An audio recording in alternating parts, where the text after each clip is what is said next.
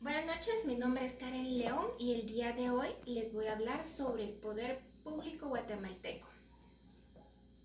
Es un poder constituyente y poder constitutivo. Se definieron como los poderes creados por la voluntad política originaria. Estos poderes son creados por la Constitución. Cuando nos referimos a poder constituyente, nos referimos a todo aquello que regula la Constitución. Y cuando nos referimos al poder constitutivo, es todo aquello que la Constitución le dio vida, es decir, los organismos del Estado. Poder. Vamos a definir la palabra poder. Va de quien manda a quien obedece y de quien castiga un desacato a quien es objeto de castigo.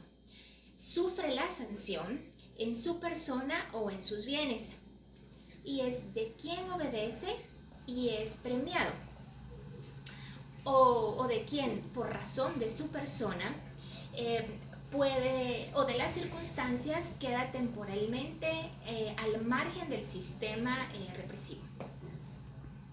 El poder público es un elemento del Estado y también se le ha denominado poder político o poder del Estado. El poder público es la competencia jurídica para tomar decisiones y ejecutarlas.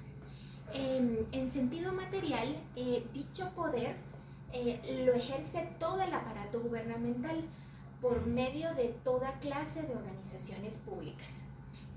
Este se distribuye en tres funciones principales, las cuales vamos a saber, que es el poder legislativo, ejecutivo y judicial. La separación y división de poderes. Esta consiste en que la autoridad pública se distribuye entre los órganos, que dijimos es el ejecutivo, el legislativo y judicial. De modo que en cada uno de ellos corresponde ejercer un cúmulo limitado de facultades de mando y realizar una parte determinada gubernativa. Y para esto, pues podemos irnos al artículo 141 de la Constitución de la República de Guatemala, en el cual dice que la soberanía radica en el pueblo, quien la delega por el ejercicio de los organismos ejecutivo, legislativo y judicial. La subordinación entre los mismos es prohibida.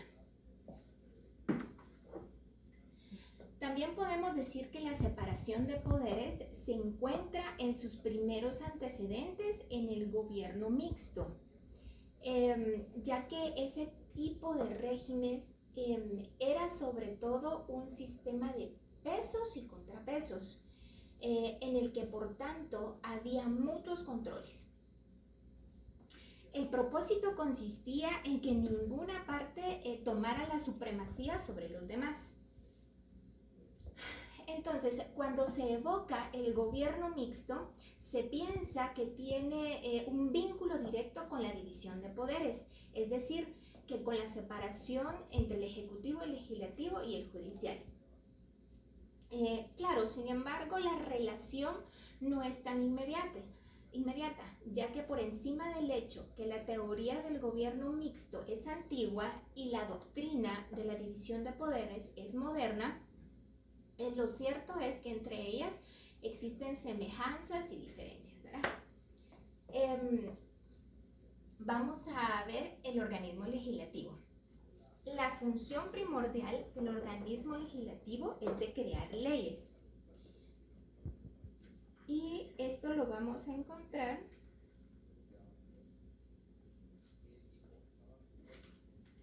en el artículo, ya les digo.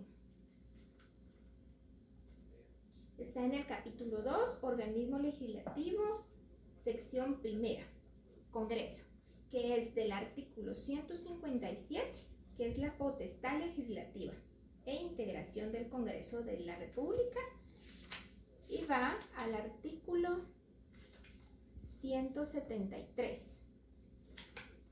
Y en el artículo 165 podemos ver la función del organismo legislativo.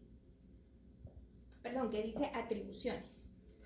En el organismo ejecutivo en el capítulo 3, sección primera, Presidencia de la República, artículo 182. Y pues a esta le corresponde la facultad de gobernar y administrar. En el organismo judicial, en el capítulo 4, sección primera, disposiciones generales, que este está a partir del artículo 203. Y la función del organismo judicial es la de aplicar la ley y declarar los derechos de los casos controvertidos que se sometan a su conocimiento. Es decir, ejecutar y hacer que la ley se cumpla. Hay controles intraórganos e interórganos, y esto es con el fin de mantener el equilibrio entre los órganos del Estado y para evitar el abuso o exceso en el ejercicio de las funciones que a cada uno se les ha encomendado en la Constitución. Y pues tiene controles que va a lo interno de cada organismo y otros que se efectúan entre los mismos. Así también, los primeros son denominados controles intraórganos o verticales, y estos son los procedimientos legislativos, el refrendo ministerial, votación calificada, entre otros. Los segundos controles son los interórganos u horizontales. Es el veto presidencial, interpelación, informe ministerial, etcétera, ¿verdad? Por otra parte, están los órganos extrapoder, que son la Corte de Constitucionalidad, el Tribunal Supremo Electoral, el Procurador de los Derechos Humanos y la Contraloría General de Cuentas, y también el Ministerio Público. Está la responsabilidad gubernamental. Como ya lo indicamos anteriormente, el poder es uno, y es el pueblo quien en el ejercicio de su soberanía lo delega en los diferentes organismos que conforman el Estado. El ejercicio del poder público y por consiguiente el actuar de sus funcionarios. Y estos se encuentran limitados por la Constitución y las leyes que conforman el ordenamiento jurídico. En ese sentido, la misma Constitución Política de la República de Guatemala establece la sujeción de la ley por parte de los funcionarios y empleados públicos y las responsabilidades que derivan de su cumplimiento.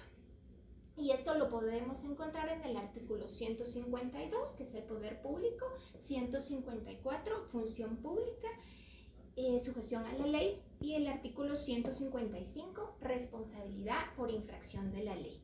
Muchas gracias.